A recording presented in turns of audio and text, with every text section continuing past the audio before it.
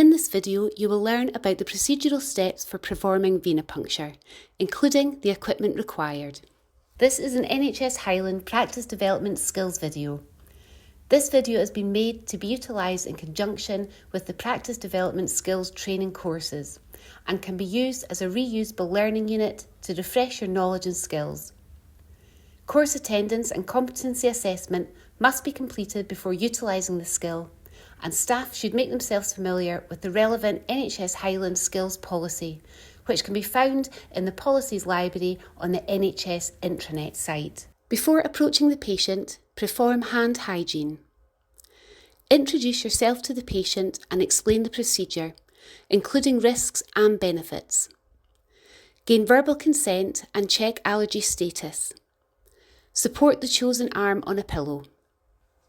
Equipment required: wipeable tray, disposable tourniquet, chloroprep, gauze swab or cotton wool, Monovet needle or butterfly needle, Monovet adapter, blood tubes, blood forms and a sharp spin. Apply tourniquet for no longer than 2 minutes.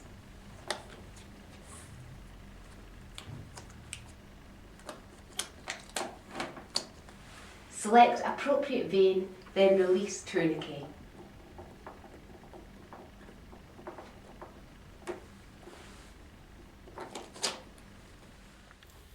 Perform hand hygiene.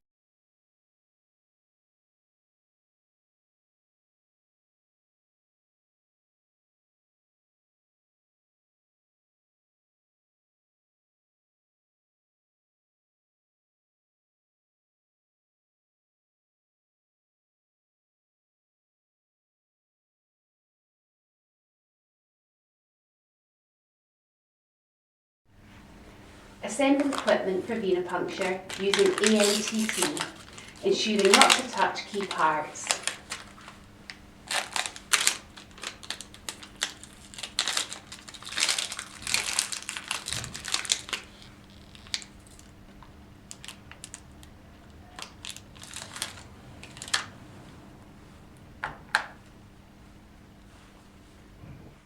Choose appropriate device dependent on vein selection. For example, a needle or butterfly needle. Perform hand hygiene. Clean the chosen site with chloroprep, using up and down and backward and forward strokes for 15 to 30 seconds and then allow to dry.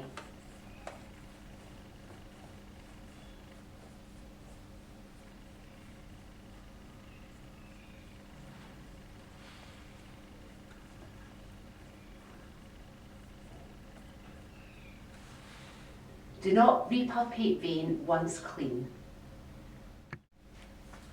Apply tourniquet for no longer than 2 minutes, making sure not to contaminate the skin you have cleaned.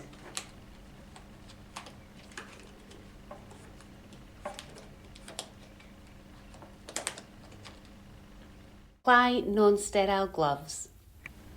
Remove the cover from the needle and inspect device carefully. Anchor the vein using skin traction a few centimetres below the site. Insert the needle, bevel up, at an angle of approximately 30 degrees or below. The angle will depend on the depth and the size of the vein. Reduce the angle of the needle as soon as flashback of blood is seen or when puncture of the vein is felt. Slightly advance the needle if possible. Do not exert any pressure on the needle. Withdraw the required amount of blood using the appropriate blood collection system, ensuring the correct order of draw. Gently invert the tube.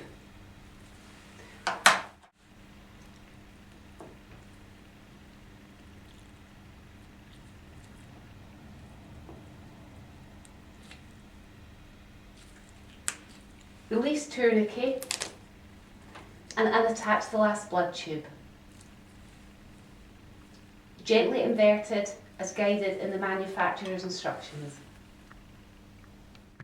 Place a low linting swab over the puncture point. Remove the needle. Do not apply pressure until the needle has been fully removed. Activate the needle safety device and discard the needle immediately into the sharps bin. Apply pressure directly over the puncture site until bleeding has ceased for approximately 1 minute. Label the bottles with the relevant details at the patient's bedside. Never pre-label the bottles. Apply adhesive plaster or alternative dressing if needed. Dispose of waste and decontaminate hands. If using the wing device, proceed with venipuncture as previously shown, holding the coloured wings together, inserting the needle bevel up. As this device is used for smaller veins, the insertion angle will need to be lower, at approximately 10 degrees. When removing the needle after blood has been obtained, for a one-handed activation of the needle protector in the vein, secure the tubing with your fingers and slide the needle protector forward with your thumb and index finger. The needle protector will lock notably. It is recommended by the manufacturer to withdraw the first blood sample using aspiration technique as shown in this video. Additional samples can then be collected using the vacuum technique.